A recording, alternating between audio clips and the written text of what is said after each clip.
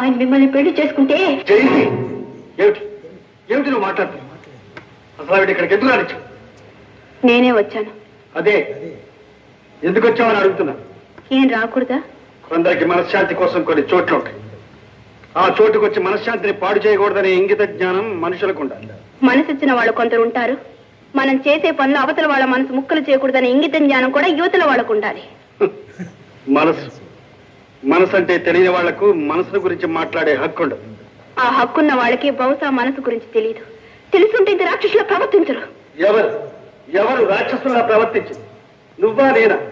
నీ మీద మనసు పడి రాత్రి పగలు నీ ధ్యానంలోనే నీ ఆరాధనలోనే నీకోసమే తిరిగిన ప్రతిసారి నువ్వేం చేశావు?